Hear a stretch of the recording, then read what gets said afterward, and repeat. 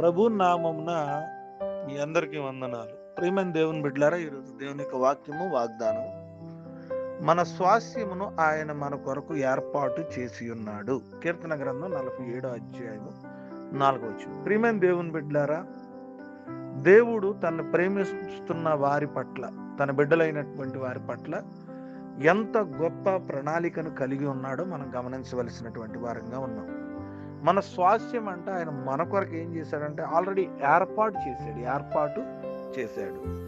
ఆ ఏర్పాటులో నీవు ఉండాలి అని అంటే ఆయన చిత్తాన్ని నెరవేర్చేవాడిగా నేను ఉండాలి. ప్రియమైన దేవుని బిడ్డలారా, ఈరోజు ఆయన మన కోసం ఎన్నో అనేకమైన విషయాలను సిద్ధం చేస్తున్నాడు, దాచి ఉంచాడు. నా బిడ్డలు నా మాట వింటారు, నా మాట విన్నప్పుడు వారి కోసం ఉంచింది దేవుడు, వారి కోసం ఏదైతే ఉంచాడో దాచి ఉంచాడు, దాన్ని ఇవ్వడానికి సిద్ధంగా ఉన్నాడు.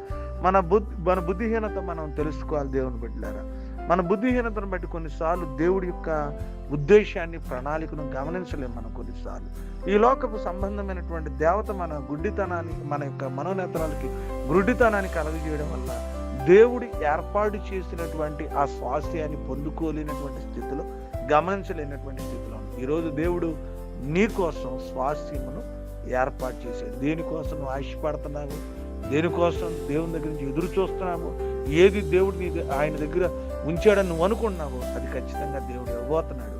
ఆ స్వాస్థ్యాన్ని నువ్వు పొందుకోవాలి అనుకుంటే ఆయన మార్గంలో నడిచి బుద్ధి కలిగినటువంటి వ్యక్తులుగా మనం ముందుకు వెళ్ళినప్పుడు ఆయన ఇవ్వబోతున్న స్వాస్థ్యాన్ని మన కొరకు ఉంచిన దాన్ని మనం పొందుకోగలుగుతాం. ప్రతి ఒక్కరూ దైవికమైనటువంటి నడవడికలో నడిచి ఆయన ఇవ్వబోతున్న స్వాస్థ్యాన్ని పొందుకుందాం. కొద్ది మాట దేవుడు మన ఇంటిలో ఫలించి ఆశీర్వదించును గాక. ఆమేన్.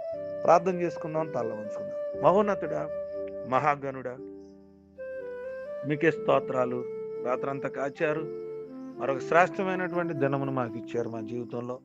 ప్రభు, అందును బట్టి మీ స్తోత్రాలు. ఆయన కీర్తన గ్రంథం 47వ అధ్యాయం 4వ వచనం ప్రకారం మా కోసం స్వాస్థ్యాన్ని మీరు ఏర్పాటు చేసి ఉన్నారన్నారు. ఆ స్వాస్థ్యాన్ని మేము పొందుకునేటువంటి స్థితి నాయన మాకు దయచేయమని ప్రార్థన చేస్తాం. మీరు ఏర్పాటు చేసింది ప్రతిదీ మా కోసం దాచి ఉంచింది ప్రభా, మా కోసం సిద్ధం చేసిన ప్రతిదాన్ని మేము పొందుకునే కృప దయచేయండి ప్రభా. ప్రతి ఒక్కరూ నైనా మీరు ఇస్తున్నటువంటి ఈవులను పొందుకోవాలని ఆశపడుతున్నాం. అటు మనస్సు, అటు ఆలోచన, అటు తలంపు మాకు దయచేయమని కోరుకుంటున్నాం. అయ్యా, ఈ దినమంతా కూడా మాతో ఉండండి, నడిపించండి, బలపరచండి.